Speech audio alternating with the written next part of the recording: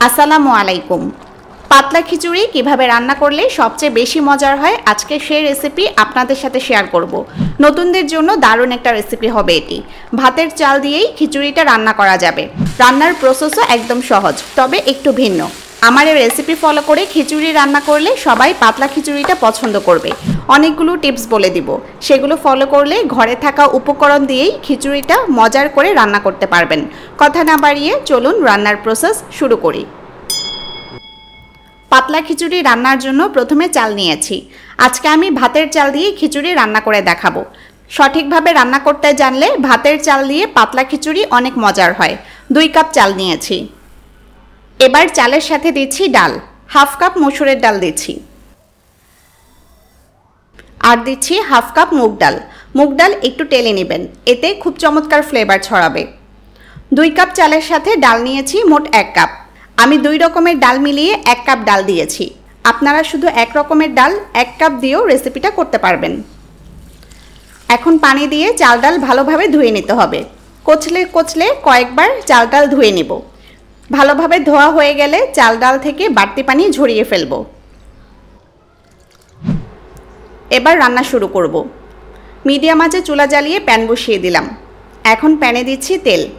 10-12 table চামচ soybean তেল দিলাম। তেল গরম হয়ে গেলে কিছু গরম মশলা দিলাম। এখানে আছে 2 টুকরা দারচিনি, 7-8টা এলাচ, 10-12টা লং বা লবঙ্গ আর 2টা তেজপাতা ছোট ছোট টুকরা করে কেটে দিয়ে দিলাম। নেড়ে মশলাগুলো 20 সেকেন্ড ভেজে নিব। এরপর দিচ্ছি পেঁয়াজ কুচি। একটা বড় সাইজের পেঁয়াজ কেটে কুচি করে দিয়ে দিলাম। 1.5-2 মিনিট পর পেঁয়াজ নরম হয়ে এলে দিচ্ছি 1 টেবিল চামচ রসুন বাটা, আর দিচ্ছি 1 চা চামচ আদা বাটা। নেড়ে বাটা মশলাগুলো কয়েক সেকেন্ড ভেজে নিব। আমার চ্যানেলে পোলাওয়ের চাল দিয়ে পাতলা খিচুড়ি রান্নার একটা রেসিপি অলরেডি দেওয়া আছে। রেসিপির লিঙ্ক উপরের আই বাটন এবং নিচের ডেসক্রিপশন বক্সে দেওয়া আছে। 30 সেকেন্ডের মতো বাটা মশলা ভেজে এখন কিছু সবজি দিচ্ছি।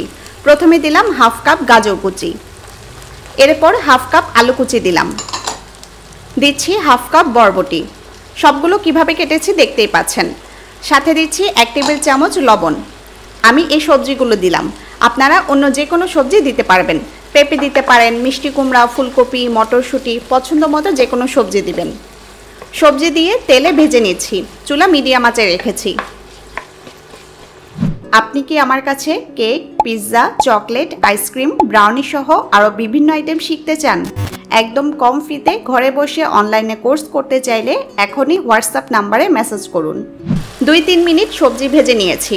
এখন গুঁড়া মশলা দিচ্ছি। 1 চা চামচ হলুদ গুঁড়া দিলাম, 1 চা চামচ মরিচ গুঁড়া দিচ্ছি, 1 চা চামচ জিরা গুঁড়া দিলাম। এবার নেড়ে কয়েক সেকেন্ড গুঁড়া মশলাগুলো ভেজে নিচ্ছি। সবজি ভেজে নিয়ে এরপর গুঁড়া মশলা দিবেন। আগে গুঁড়া মশলা দিলে মশলাগুলো পুড়ে রান্নার কালার খারাপ হয়ে যেতে পারে। 20 সেকেন্ড গুঁড়া মশলা ভেজে এবার চাল ও ডাল দিয়ে দিচ্ছি। চাল ডাল ধুয়ে ভিজিয়ে রাখতে হবে না, তবে ভালোভাবে পানি ঝরিয়ে নেবেন। চাল ডাল দিয়ে সব কিছুর সাথে নেড়ে চেড়ে ভালোভাবে মিশিয়ে দিচ্ছি। এভাবে রান্না করে দেখবেন, অনেক অনেক মজার হয় খিচুড়ি।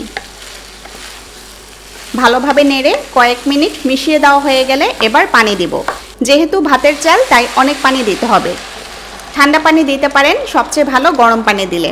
আমি প্রায় 1.5 লিটারের মতো গরম পানি দিয়ে দিলাম। পানি দিয়ে চুলার আঁচ মিডিয়াম থেকে হাই করে দিতে হবে। হালকা নেড়ে এরপর ঢেকে দিয়ে সব কিছুই সেদ্ধ করে নিব।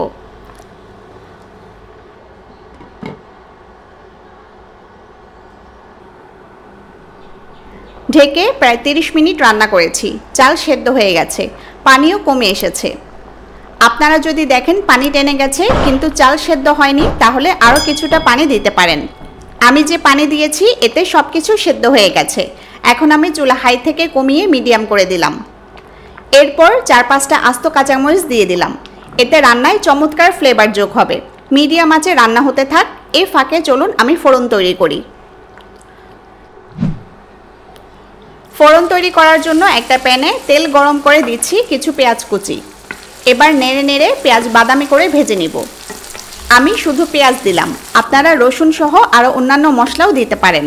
ফোড়ন দিলে খিচুড়ির স্বাদ অনেক অনেক বেড়ে যাবে, তাই এটা অবশ্যই দিবেন। পেঁয়াজ বাদামি হয়ে গেলে এবার খিচুড়ির উপর দিয়ে দিব। ফোড়ন দিয়ে নেড়েচেড়ে মিশিয়ে দিলেই হবে। চুলা অফ করলে এখন যে পানি দেখতে পাচ্ছেন সেটাও টেনে যাবে। হয়ে গেল ভীষণ মজার পাতলা খিচুড়ি। পাতলা খিচুড়ি এভাবে রান্না করলেই সবচেয়ে বেশি মজার হয়। বাসায় ট্রাই করলে জানাবেন কেমন হলো। আরও কী রেসিপি চান তাও জানাতে পারেন। সবাই ভালো থাকুন, সুস্থ থাকুন। আল্লাহ হাফিজ।